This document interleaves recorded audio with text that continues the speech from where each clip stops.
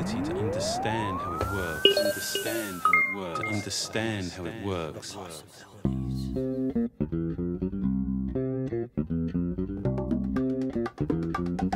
Q-tape, possibilities network, and 3, 2, 1. Live from Indianapolis, Indiana, this is the iPad Possibilities Show with your host, Tim Chapman.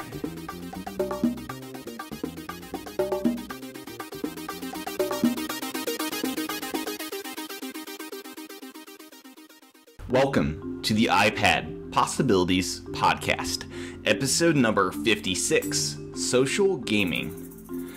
Well, welcome. This is the live Sunday night episode of the iPad Possibilities Podcast. I'm here with John Finnan. How are you doing tonight, John? Very good, Tim. And you?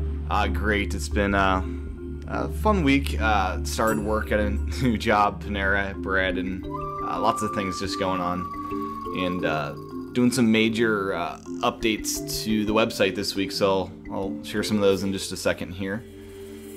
But yeah, this has been a fun week. iPhone 4 came out this week, which isn't exactly an iPad, more of an iPad Nano, but it's been fun watching all the people get their iPhones, and neither of us have them, so. No, waiting on that, but and maybe rightly so. I mean, there's been like 1.5 million sold in a couple of days, but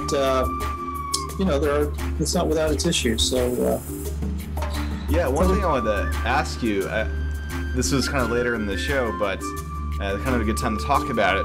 This whole making a device entirely out of glass. We've kind of been discovering in some people's testing that that's not the best thing to do. That it actually isn't harder than plastic and it breaks. Do you think Apple will move to this glass philosophy with the next iPad, creating like a all iPad glass whatever version? I don't think that they would do that, even if there weren't problems with the iPhone. I think the iPad, being a bigger device, needs that kind of that strength of metal to the back it. Mm-hmm. And so I think it's not that glass isn't strong, but that much glass is just that much more potentially fragile.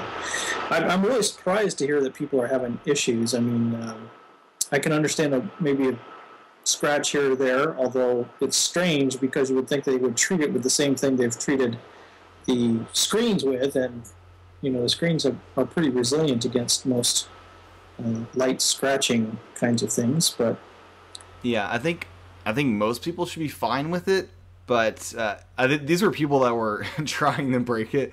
So after I think 3 or 4 drops of just dropping it again and again, it just cracked. So general use, I think it probably will hold up, but Apple kind of claimed during their event that this was going to be something just indestructible, is what I got from the event. I'm not sure if other people did or not. Yeah, it was certainly touted as being a very strong material. So, I don't know if it really is as strong as it was led to believe or not, but it's not indestructible, certainly. Yeah, I'm still waiting to go to the Apple Store until it settles down a little bit to get my hands on one, just kind of feel what the material feels like, and the Retina display. I've never seen one in person yet, so that'll be a good experience. And I can say from my favorite iPhone as far as material so far has been the original iPhone, because the aluminum back just feels so great, which was something that made me so happy that the iPad had that aluminum backing once again, because I remember the original iPhone, and just it's such a good feeling. It's the hand, that aluminum, and when they moved the plastic, it was like, oh, you're lowering your quality with that. So it's good to see aluminum back on the iPads, and I hope they don't move to that glass on the iPads in the future. Yeah, I don't think they will. It doesn't make a lot of sense for the iPad, I don't think. Yeah. Well, with that said, I wanted to move on just some announcements that I had to give before we get off and rolling with everything here. First off, the Possibilities Network, that URL still works, but it's now tppn.tv, and that stands for the Possibilities Production Network. I'm trying to find a shorter URL that's more easy to just enter really quickly. So tppn.tv is the new URL, and this upcoming week, starting tomorrow, I'm going to start doing some more shows, about 10 shows every week on a weekly basis. So we'll have fresh shows Monday through Saturday of some sort or another. So if you're looking for content and you like this show, you might find some other shows there that intrigue you. It won't be all iPad, but some other tech shows, some non-tech shows. So daily shows at tppn.tv, and I'm going to be starting up some blogs and things like that. And just cleaning up the whole site, trying to get the show note page under control, moving away from Evernote to have all the viewers or listeners find those and try to do it myself. So I'm cleaning it all up, so I just want to let everyone know major what do you call them? Major changes going on with the website itself. Under construction. Yes, under construction. It's a work in progress. Hopefully the next month or so it'll be perfect, but I know it's always going to be a work in progress. Yep. So with that said, let's get into something that I encountered this week in the update arena with We Rule. We Rule was updated to 1.1 for the iPad, and this isn't a universal app, which got me curiously thinking, why does it say it is now iOS 4 compatible when no developer has their hands on iOS 4 for the iPad? I don't understand it. Do you quite get this, John? No idea whatsoever. Other than, was it a mistake? Did somebody not? Do you know how the developers say that? Is it a little button you press, iOS 4 compatible, or does Apple set? How does that all work? Do you know? I haven't submitted anything recently, although one of my partners did recently. But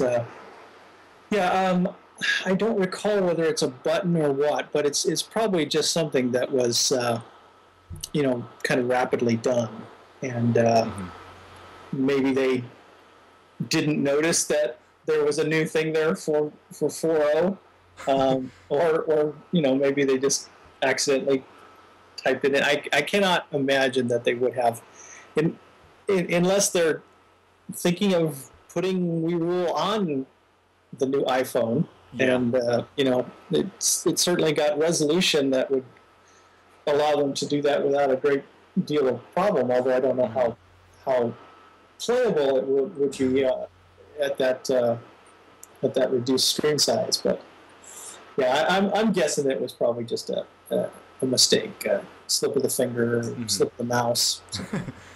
Yeah, I haven't seen it too widespread, so We Rule was the first one I saw this for. I'm not sure if it's changed since I saw that, but that was just kind of a, what's going on here? Because it's an iPad-only app. So, and another kind of thing along with this, I've been finding the Retina iPhone apps, the ones that have been updated for the new iPhone, they translate really well to the iPad when you blow them up. Crow Mag Rally was a racing game I bought when iPhone 2 came out, 2.0 or whatever. It's one of the first racing games out, and they updated for Retina, and it is just beautiful. And I'm starting to think more and more apps that are updated this way, especially the games, are going to translate really well to the iPad. Yeah, I mean, just because you have so many more pixels to deal with, and so it's just going to be so much closer to the native iPad. It's bound to look better when you blow it up. So yeah, I definitely think so. And that might be a nice genius play by Apple to make all those iPhone apps look that much better than the iPad when developers don't want to write for the iPad. So that's one thing they're doing. Hopefully it's kind of it might not be intentional, but it's cool that that's happening. One thing I wanted to talk about is 3 million iPads. 80 days, 3 million iPads. It seems to be picking up pace as far as sales, and it might be having to do with all the countries it's now available in. And another thing to note is we're getting 9 more countries it's going to start shipping in next month, or I think this month. I'm not sure which, but they're adding more and more countries every month, and I think it's just going to be picking up more and more if they can keep up with demand. Yeah, it's just proven to be definitely a phenomenon, and the question remains on some people's minds is, what happens when we actually start seeing these other rumored tablet formats come out running, Android or WebOS, or even forbid Windows 7. But what kind of effect will that have? Will we see, just that many more, or will it, slow down the iPad, or what? I don't see it. I mean, mm-hmm. Yeah, I think Apple's really riding on this reputation that they've gained through first the iPods being incredibly popular, and then the iPhone. And I mean, we see it with the iPhone intro this week. I mean, people were waiting in line for 3-4 hours, and they sold, incredible amount of phones. People can't order them for another, or get them for another month if they order them. So it's certainly a marketing juggernaut of Apple that's out there, and I think we're going to continue to see the number of pads sold and sold and sold, and it will certainly blow out, past 5 million. Might even go past 8 million in the first year, and that's all good news for developers. Mm-hmm. And I heard there was a huge number of iPad native apps out as well. Yeah, I forget the number, but I do too. But it was huge. Yeah, really, really phenomenal. So, a lot of apps for those 3 million iPads to grab onto, and certainly Apple's done it again, and hugely successful. We're still waiting on, I think, the next wave of apps. The developers that have had the iPad, and now after 3 or 4 months working on an app with an iPad, I think we're going to see a huge increase in quality and innovation in these apps that come out. And this next wave, this, I think, fall wave of apps will just be, it'll blow our minds. It was kind of like the original iPhone app list that had the initial iPhone releases or whatever. It was not until a couple months later that we saw some really killer apps. So I think we're going to see a similar thing with the iPad, and it should be fun to see all this happen. Yeah, definitely. And the interesting thing will be what really happens, and I know you've mentioned this a few times, Tim, what really happens with a iOS 4 version for the iPad. How long will developers have to wait for Apple to be providing them that, so that they could really use some of these cool features that have been rolled into the phone on the pad? Yeah, I know. I'm not sure if you got this error message or whatever warning. My iTunes will expire in 76 hours. Yeah, I didn't, because I didn't upgrade to the beta. That I know a lot of people through the developer program did, and I understand it didn't update correctly. Yeah, because it assumes, since I'm running 9.2 iTunes or whatever, that was the official whatever. So, and I guess I have to reinstall iTunes tonight or tomorrow. So I'm kind of curious what happens when it expires. I'm guessing you just have to download a fresh copy. Yeah, I think you probably just need to install it as individually, like it was installing new, and it'll write over the beta, and it'll be fine. Yeah. Well, another thing, I wanted to just share some experiences I had with my first Kindle book. I hated doing this. I hated buying a Kindle book because I just didn't want to start getting my content across different platforms like that. And I was trying to find the book Rework, and it was available in the Kindle App Store. It was available in the Borders store or the Barnes & Noble store. All available, electronically. But iBooks, no, it wasn't available. So I got the Kindle because that was my favorite third-party reading experience from just testing or whatever. And it wasn't bad. It was pretty good. but it just frustrated me no end. I couldn't get rid of the DRM and pop it in iBooks. That was just the most frustrating thing. But I read Rework it in just a couple, I think it was probably around 7 hours, 6 hours, and it was a good experience. I was able to read the book. It was pleasant flipping through pages and things like that. And I now feel sort of comfortable, buying Kindle books at the, if it comes to that, if there's no other platform I can get it on. And the one weird thing, I'm not sure if you're much of a Kindle reader, John, but Amazon needs to, I think, get a grasp on people wanting to experience this as a true book rather than a computer. And where I ran across this was with Apple and iBooks. They say you've got 10 pages left in your chapter or 100 pages left in your book. Amazon, they give you're 30% through with the book and you're on page, not even page, you're on 140/141, and it doesn't give you out of, or there's no indication as far as chapter markings as far as I can tell. And it's very computerized. I'm not sure if you ran across this in your reading with Kindle or it was kind of weird. So yeah, it was actually something I had experienced with previous readers. If I'm not mistaken, the Stanza does that as well, with kind of a percentage of it. They might give you some indication of the page. I understand it, but that doesn't make it right. I mean, I understand that they do it because with the pages, shifting versus, landscape versus portrait, different things like that. And certainly it's not the same as the pages in a printed version of the book. They kind of just telling me you're this far through. And with their syncing technology, it's not a huge issue, I don't think. I mean, if you're going to read it partially on one device and then switch to another device, that ability to put you right where you left off, which the Kindle has, as well as I think most of the others books does now. It's not a huge detriment, but it is nice to see page numbers, I think, and certainly let you know how much you have left of the particular chapter or whatever. Yeah, agreed. It was just kind of this is weird. I'm used to iBooks where it makes me feel like I'm in a real book. But yeah, you ran across something in iBooks. I didn't notice this, so I'm glad you picked this up. You paid close attention to the keynote, I guess. Yeah. Well, I actually had somebody had mentioned this in my Twitter feed, and I jumped on it and said, "Well, you're right."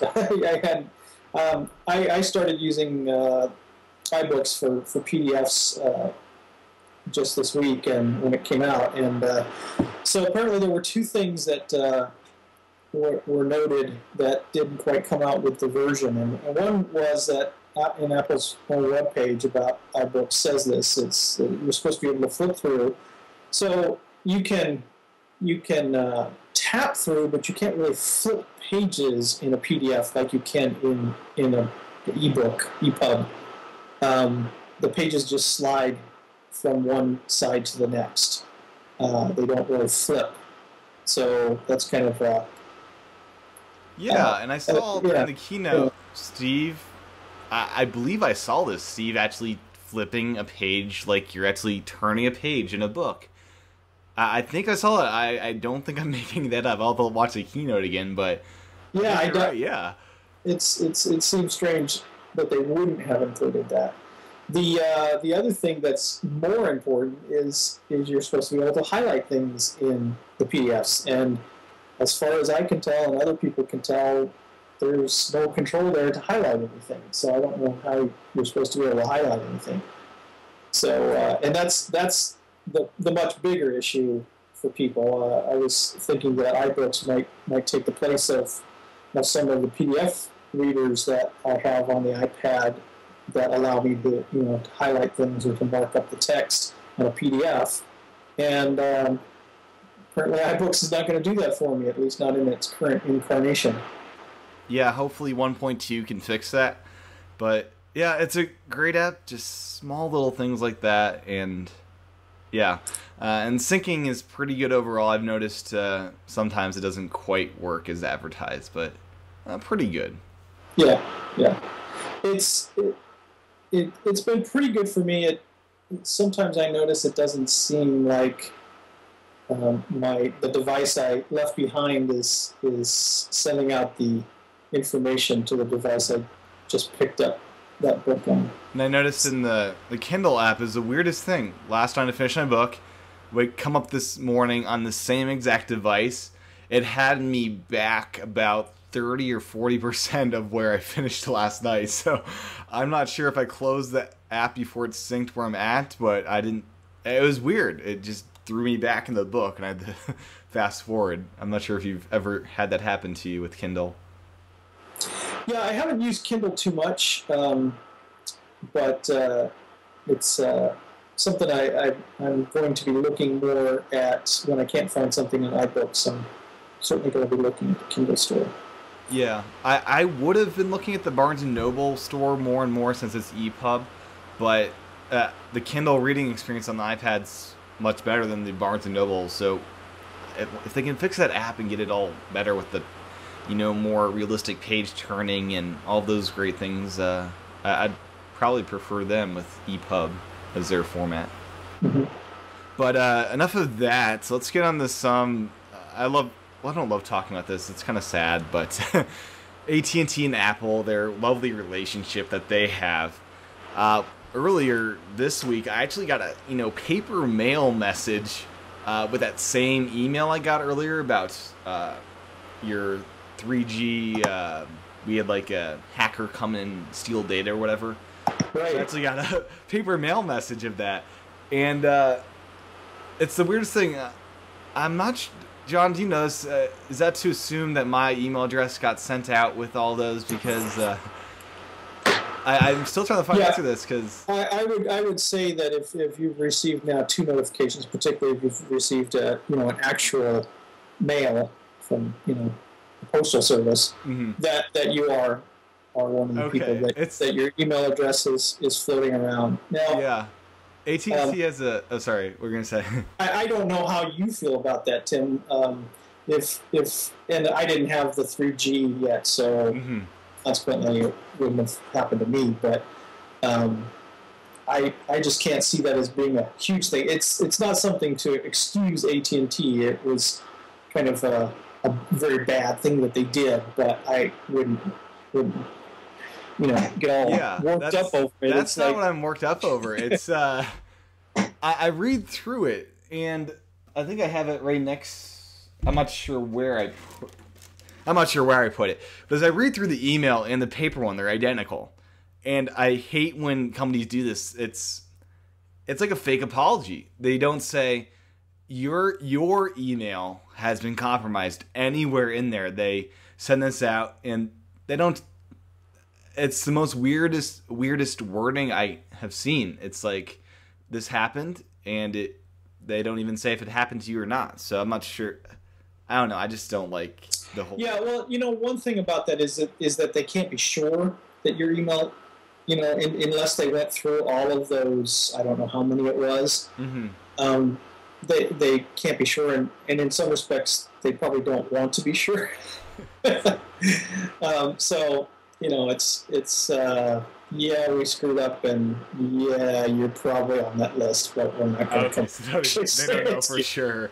Yeah, so I was reading both of those. It's like, then I listen to, other shows that talk about this, and they always say if you got that message, then your email has been compromised, or I don't care about that. I send my email out freely, so, but it's like, is that the assumption I should make if I got that? It's like, okay, I guess my email's out there, so. Yeah. Okay. Yeah. And then another thing happened this week too. I've been thinking this would happen, and it finally did. Apple and AT&T are getting sued for this bait and switch of advertising unlimited and taking it away. Do you think this lawsuit has any merit, or will it go anywhere? Well, the first thing I would say is there's no reason that Apple should be on that lawsuit. Because obviously it's not anything to do with what Apple sells you. It has to do entirely with what AT&T sells you, right? Right. Because Apple sells these devices in a bunch of other countries now, and it's a web. It's internet based. How the plans get on the iPad is all through a web browser. You can actually activate an iPad SIM card without an iPad through Safari, identifying as an iPad. So it's all web based, and it's AT&T doing all this.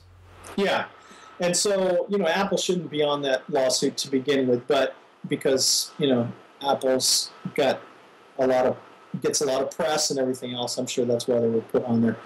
The second thing is, while I really dislike that AT&T did this, I don't know that there's anything in the contract that you sign that says that they can't change the rates or configuration at any time. I hate to say it, but it's business, right? Businesses can change what they offer at different times. I'm glad that I will have an opportunity with my new 3G to, since I ordered it before the deadline, to get that unlimited data. But it is business, and so next week they could come up and change the caps all over again.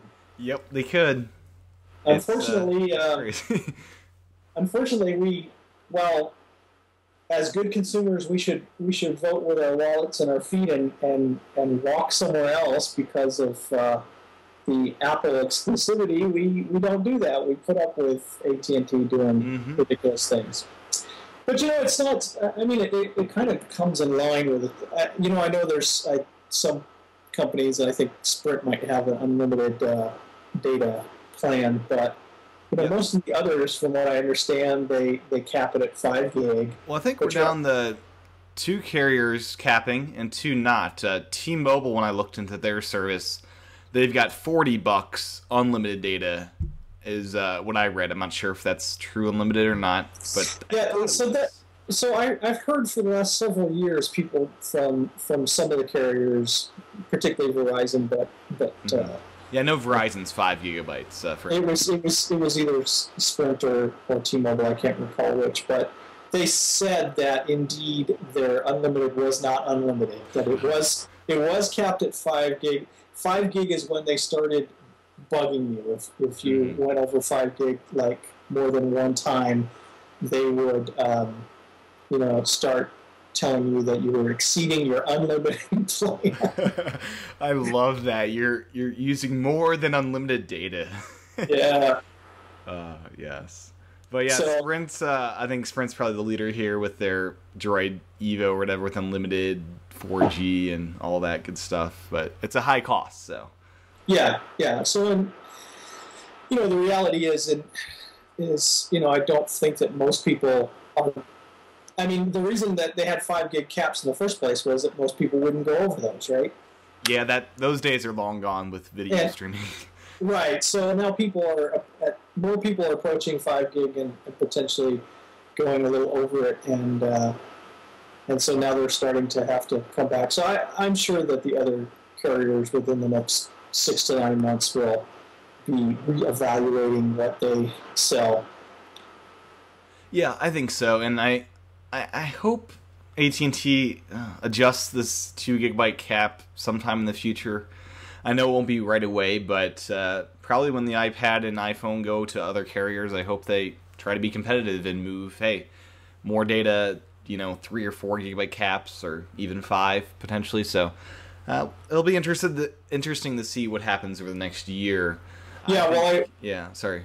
I'm sorry to interrupt, but I wonder what the other carriers will do as they start to see Android data increasing, and if the iPhone does go over to other carriers, and they start getting a lot of data transactions, what they're going to do with their data. I mean, they may end up going the route following AT&T as opposed to being a competitor that AT&T has to follow. It's sad because I don't want to be afraid to use the internet. Yeah. In the beginning, 95 or whatever, that's when unlimited data began, and we were not afraid to use the internet. Before that, it was all every site you visited. Imagine this: a world where every web page you visit, it costs you money. So you're afraid to visit web pages. I don't want to see that as the new future. Yeah. Yeah.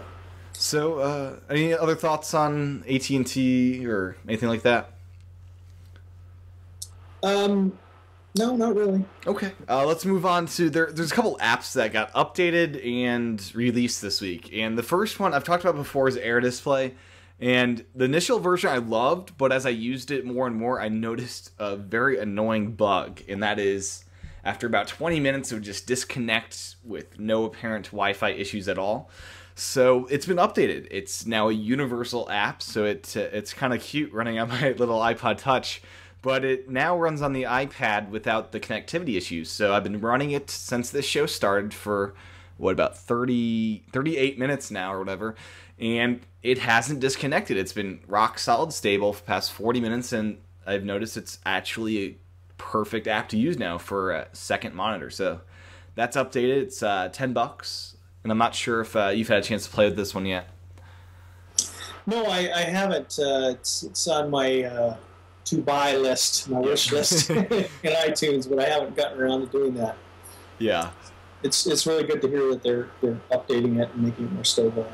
Yep, and I think they're working on Windows client, so that'll be good news for you guys still stuck in the Windows world, which there's a lot of people like that. A couple other apps got released. Sports Illustrated got released, and that was kind of a big one. Another magazine is now on the iPad, but it falls to the problem we've been experiencing: $5 issues for Sports Illustrated. They're just pricing it all wrong, right? Yeah. Well, there's probably one issue during the year of Sports Illustrated that's worth $5, but the other issues maybe not so. Yep. Oh, the big color edition that many people are aware of. Yes. Is the $5. Yes. Oh, so, yes. Okay. But yeah, it's good to see these companies coming through. They will, I think, as they start to collect data about how many people are paying $5 a month for the issue, come to the realization that they're probably not selling enough, and they're probably making more money by lowering the price. Yeah, I'm glad they did something really great. Is you get to keep all of your magazines in the same app. You don't have separate apps for each month and need 20,000 folders, which aren't on the iPad yet, to manage all your magazines. So that's something that did really good, but the pricing is still at a point where I wouldn't buy an issue at 99 cents. I'd buy an issue probably every month. I mean, I don't read Sports Illustrated right now, but I'd buy it just to check it out. Yeah, and even a little more than 99 cents. I mean, I'd probably pay $2 a month for most of these magazines. But yeah, it is. $5 is just too much. So Tim, do you know whether so you can keep all the issues within one app? Is there a way to get rid of issues so that app doesn't get huge? Have a 20 gigabyte app in a couple years. I'm not sure. I'd imagine you can just delete, issues, and then it remembers you bought it to re-download it later if you need to. I'm not exactly sure how it all works. I downloaded it and saw I could buy an issue for $5 or check out their free issue, but didn't really go into anything more than that. Mm-hmm. Another big release is DC Comics. We've had Marvel Comics, but by God, I love my Superman and Batman, and DC Comics has those guys. So DC Comics has their app out, and it's very similar, based on, I think, Comixology, the same people that made the Marvel Comics app. So that's out now, so it's wonderful to see the comic book world exploding on the iPad. Yeah, definitely. And the Comixology app, Comics, was updated, I think, just this last week to work with iPhone 4. So very cool. Yeah, good. Well, do you have any other apps that you ran across this week as being these are cool apps that just came out that will really change the way I use the iPad, or any significant updates? No, I think most people, seem to be concentrating on iPhone 4, which, unfortunately a lot of Retina updates. Yeah, it doesn't have a whole lot to do for us other than make it maybe look a little better when we run an iPhone app on the iPad. But in general, I think I'm waiting for us to get past all this iPhone and iOS 4 hoopla and let developers get back to the fact that there are 3 million iPads out there now, and they're still selling them. And OmniFocus is getting submitted June 30th here, so I read that. I'm very much waiting that. It's like, come on, release it. Yeah, I know there was some talk about how much that's going to cost, and so I imagine I think it'll be. I'm guessing 40 because the desktop app is 80, I believe. So I think they do the half price model. I think there. So I'm guessing it's 40. Yeah. Yeah, and the iPhone app is 20. 20. Yep. Yeah, so it'll be right in between. Yep, exactly. And yep. Yeah, I'll pay for it if I need to. They seem to be indicating that they have done some unique things with the iPad version, so I'm interested in seeing what this are all about. Yeah, I'm waiting to see what they do with it. It should be interesting because the reason it's on hold so long is they want to create an app that you want to stay in all day and not leave, because with an iPad you're not just jumping in and out like you do with an iPhone. They want you to be in it for extended periods of time, and they're trying to make it all pleasant to be in. So I'm curious to see what they do with that. They're also working for the iPhone location-based notifications, so as you drive by your local grocery store, it tells you, hey, you need to pick up this fruit or vegetable. So they're working on that too, and I think that's that should be in the next couple updates here. So yeah, that's OmniFocus, and away from my favorite app onto social gaming, the main topic for today, as we reach, I think, the 45-minute marker. So hopefully this isn't a 2-hour show, but the main topic, social gaming. I thought this was a cool thing we haven't really talked about yet, because it's becoming more and more of a big thing on the iPad. I've noticed some games I use do this. So to start this off, I want to just run through some of the different ways, some of the different apps that are used for social gaming. First off, everyone knows the ++ network with We Rule and Godfinger. And then some app makers are using Facebook to integrate with their apps, such as Scrabble. And then some apps go a completely different direction and have their own individualized setup for each app, such as Words with Friends, Magic Piano, and Nova. So those are the different environments out there. And I have to ask you, John, do you use any of these, or do you like a particular platform overall? Yeah, well, I've played around with a few of these. I'm not big on any of the Facebook stuff or anything, but I have played with We Rule a bit and Godfinger a bit. So I have that experience going with social gaming, and they're fun. I haven't really gotten into them because I guess I'm busy with other things, and I forget to go back into those things and do something. And so, a week later, and you haven't touched it for a week. It's not good for those type of games. Exactly. The one Facebook integration I like is Scrabble, because it's so much fun just playing Scrabble with people you don't know online, and it's great for if there's not a bunch of people around you that want to play Scrabble with you. So that's one of the few Facebook integrations that I really do enjoy. And one thing I had a question about was, do you find yourself, I guess, being more addicted to social games like We Rule than traditional games such as like the racing games or whatever out there? I'm not a big social gaming person, and actually there was some research done recently that, and I'm sure there's some research in the other direction, but there's some research recently about social networking in general and the health effects of social networking. Apparently, there's a particular hormone that's very good for you that is released in the brain when you have any kind of social bonding with somebody, and it's been proven in face-to-face kind of deals with friends and things like that. But they have recently done some tests that show that this particular hormone significantly increased after spending a few hours social networking. And I'm wondering if social gaming is, the same type of thing. I would imagine it would be. So it's probably a good thing for people's health to do social gaming. And I heard on I heard on Twit earlier today that during intense emails, some people forget to breathe, and someone's working on a way to remind people to breathe when reading intense email. I'm not sure. That just came to mind. It's like, I don't know why I brought that up. Just thought I'd throw that out there.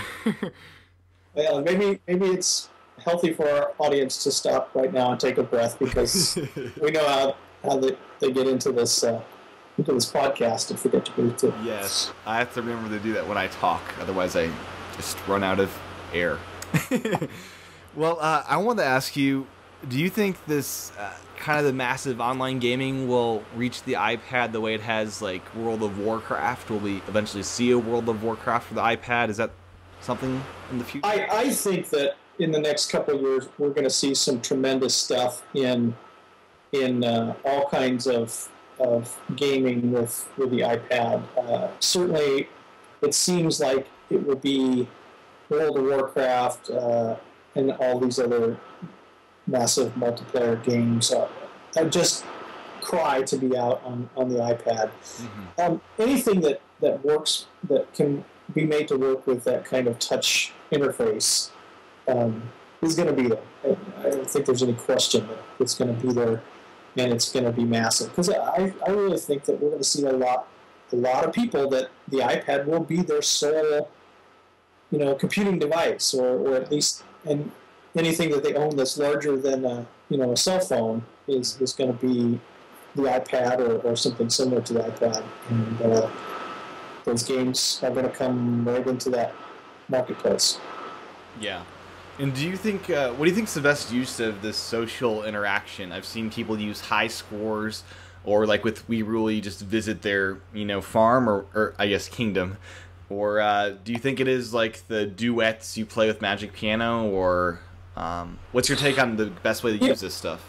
I think it probably is going to go more into the kind of a duet thing, anything cooperative. I think that, there's always the competition thing, and the high scores do that, but I think that we'll see more and more cooperative gaming. It just makes sense. That's what social is all about, is being cooperative, not being confronting. Yeah, I just experimented with Nova. I bought that game a little bit earlier, a couple months ago, and it reminded me a lot in their multiplayer mode online of Halo, with when you go online and play other people, and it's just kind of cool. It's like, wow, this is like the game I played on my Mac a little while ago. Yeah, it was kind of cool. Anyways, what kind of uses of social gaming annoy you? I know the heavy Facebook integrations just bug me to no end. Anything else out there? Yeah, well, I'll have to admit that I didn't have a Facebook page until this year. And I forget what actually pushed me over the edge to finally do a Facebook page. But the thing that annoyed me in the first week of having a Facebook page is how many people that I had friended that were like demanding that I help them out with their social games. You're not on Facebook. You have to be on my farm. And yeah, it was just like, come on, guys. I just because you know me doesn't mean that I like you on Facebook 2 or 3 times a day and doing this thing. If I hit Facebook once a week, it's a big thing. So. Yeah, so that was kind of annoying until I found ways of filtering out some of that stuff. Yeah. How do you think, you're a developer, right? How do you think this whole Apple Game Center will affect like the Plus network and some of the other ones? Will it help them? Will they transfer over to that network? Or how will it all play in there? Yeah, it'll be kind of interesting. I think there's room for, certainly a lot of different networks. The question will be whether it will either help or hinder the iPad in getting into gaming. I mean, if it's more difficult to bring the iPad into those existing networks, then there might be a slowdown in getting the iPad. Because if it's just the Plus network is really all about the iPad and the iPhone. Mm-hmm.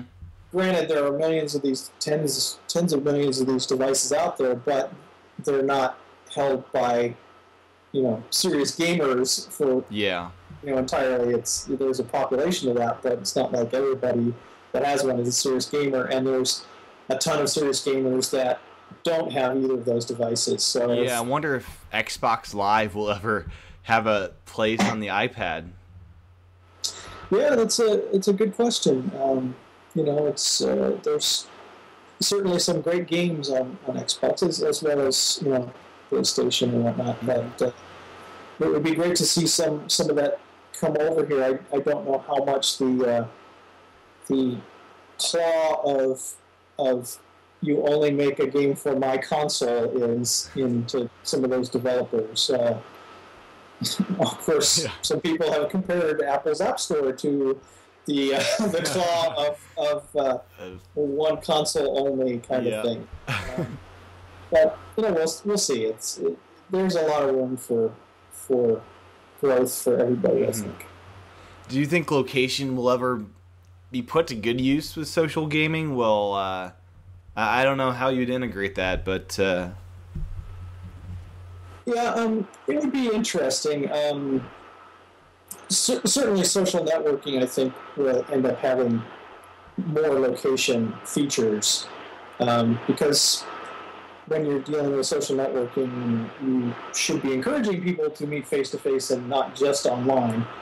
But social gaming, I'm not sure, because the whole process of gaming is somebody interacting with a screen, not another person, and that may or may not work. I think it'll be interesting looking at some of the types of games that haven't come necessarily well into the electronic world, and seeing different board games, different some of the original types of role-playing games that were a social thing in people getting together versus getting online. It'd be interesting to see if those things will benefit from things like the iPad, where you now have a way of kind of maybe being less, since you're not stuck in a chair in front of a screen with a keyboard and mouse. Now maybe there's some more face-to-face social aspects that we can get while still doing social gaming. Yeah, I kind of curious if treasure hunt type games with the iPad, or I don't know. Just a thought. Yeah. Well, maybe we'll see something like I've just forgotten now that one that they do on TV where teams travel around the world doing challenges. Yeah, I forget what it's called too. Yeah. Okay, so everybody can criticize us for feedback is welcomed at 209-542-iPad and iPadPossibilities at gmail.com. But it might be interesting if you could do some kind of thing like that, where you have a group of people that are in dispersed locations, but maybe there's a team of them and they communicate through the iPad and challenge each other to do little things. Yeah, definitely. So, I think we've been pretty comprehensive about all this. Is there any place that social gaming really falls apart? The one big one for me is We Rule. Since it's so popular, the servers get hammered, and that's the one instance I can think of where it just falls apart with social gaming. Yeah, social gaming up to this point has been kind of this centralized thing, where to make it work, everybody came into one place, or a limited number of places. And I really wonder whether more mobile devices like the iPad will allow more dispersed kind of social gaming. So as opposed to having to go back to a central server, could you spin up your own little version of WeRule amongst you and your friends? Yeah. Where you didn't have to communicate back to a central server, but that you were communicating just from your iPads potentially or something. Mm-hmm. And that's a very interesting concept that I would like to see developed. Yeah, I think so. That'd be very cool. They'd have to still find a way to sell Mojo if you're running it off your own server, though. Yeah. On it. Well, that's just it. It's a little different business model, I think. But. Yep, definitely. Any other thoughts? Anything we missed with this whole discussion on social gaming? I think we covered it pretty well. Okay, cool. Well, let's move from there. I mentioned the feedback ways you can do that earlier. It's you can call in at 209-542-iPad or email me, iPadPossibilities@gmail.com. So that's how you leave your feedback, and I respond to everything, and we'll even play back stuff on the show and read emails back. So that's how you do it. And with that said, let's get on to our picks of the week. Well, I'll jump in. A little app I've been playing with here, and I haven't bought it, but I did pick up the light version. Mm-hmm. Haven't quite decided whether I will buy it, but it's called Chalkpad, or Chalkpad Lite is the version I picked up. And it's kind of a neat little thing for doing kind of quick diagramming, like workflow diagramming, or anything that you typically would do with boxes and circles and triangles and different things like that. So it kind of presents this chalkboard metaphor of but there's multiple themes.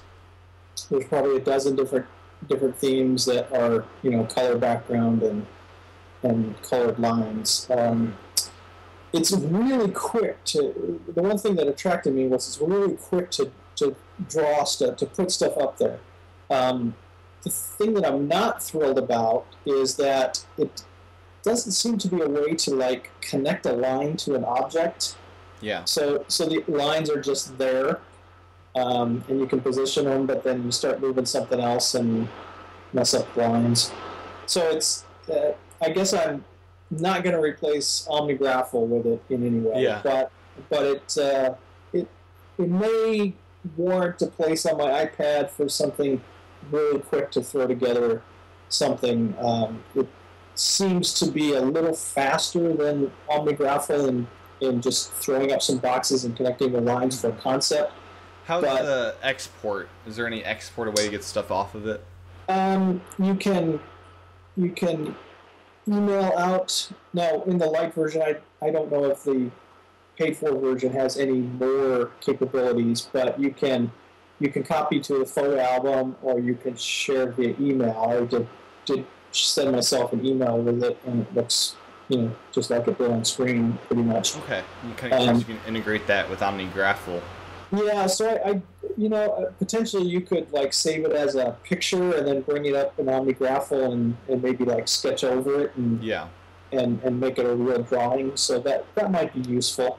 But yeah, I'm still kind of debating about whether to pay any money for it. It's not incredibly expensive, but it's.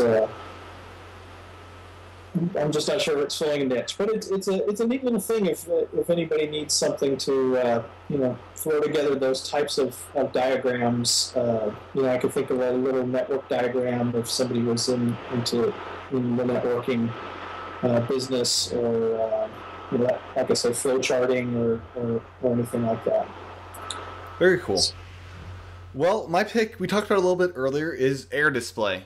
And I wanted to pick this again because it is working a lot better, and I want to emphasize that if you're a Mac user, get this app. If you're looking for your iPad to turn into an external monitor wherever you go, and incredibly useful if you're a laptop user especially. You'll basically get the screen size of two 13-inch monitors there if you have a MacBook or a MacBook Air or whatever. So very useful app. It's $10, and also works on the iPhone and iPod Touch now, which you can find some strange little uses for it even on that small screen. So that's my main pick. I also wanted to mention something I'm going to be looking into. I saw an app called, I think, Bills for iPad or something. It looked like a great little app that just notified you and allowed you to keep a separate calendar for when you're getting billed for different things throughout the month and year. So I'm going to be emailing the developer tomorrow to see if I can get a review copy for the Friday episode. So check out for that. It looks pretty cool. And Tim, I did want to mention one other thing real quick. Sure. I have been playing on the iPhone for a long time a game called Lux Touch, Lux Touch. It's a Risk-like game, and I actually played the light version. I played it on my iPhone for a long time, and I've been playing it on the iPad, doubled since the iPad came out, and they just updated it for the iPad, so now it has better graphics for the iPad, and awesome. So it's a nice little game if you like that kind of strategy thing. I can usually knock off one of those games in 10 to 15 minutes against the computer. So yeah, I'm still waiting for one of my favorite apps that I've ever purchased is Trism. It was the big hit when the 2.0 software in the App Store initially launched, and Trism is just, I'm waiting for that to get updated for an iPad version, or if it would even work on an iPad well. So yeah, it's cool seeing these apps that we've been using forever and just have loved, and just it's fun seeing those being updated finally. yeah. So with that said, where can people find you on the interwebs, John? So I'm jfinnan on Twitter. Probably the best place. Okay, awesome. Any websites or anything you want to plug? Not yet. Okay. Soon. Soon? Okay, cool. Good to hear there's some other projects you're working on. Can't wait to hear what those are all about. And if you want to find me on Twitter, I do tweet a lot on iPad-related stuff mostly. I am TCHATEN, and I'm also at tppn.tv, and that's the new network address there. And you can find a bunch of new shows. I've got 2 new shows launching tomorrow. One's what I call the Passionate Improv Podcast, where every week I'm just gonna create a title and just roll with it for 20 minutes in some sort of passionate way. So that launches tomorrow, as well as I'm creating a Wireless Possibilities podcast, and it's just a podcast on anything from infrared to Wi-Fi to Bluetooth and how people are using it, and some new cool things that are happening, such as like wireless power and wireless USB, and just kind of going in that arena. So those are both launching tomorrow, so check them out at tppn.tv and in iTunes later this week. So with that said, if you want to support the show, you can do that at the same web address by being signed up for the premium podcast. And I'll be adding a lot of things to that in the coming weeks and month. But right now, you get ad-free version of the podcast. You get a Monday, Wednesday, and Friday. And you get notified of free promo codes. And we'll have one later this week, and you'll be the first to know about. So a lot of great stuff. Just check it out there, as well as check out the App Store. We have a podcast app for the iPhone. It's currently not an iPad version of it, but it should run fine. And I'm hoping I don't actually build the app, but I'm hoping Lipson and Wizard Media will update that for an iPad, universal version. But it's $2.99 in the App Store. It gives you the episodes Monday, Wednesday, Friday. So that's how you support the show and where to find us. And with that said, this has been Tim and John with the iPad Possibilities podcast. And I'll talk to you guys again for the Wednesday, Thursday show. Have a great night.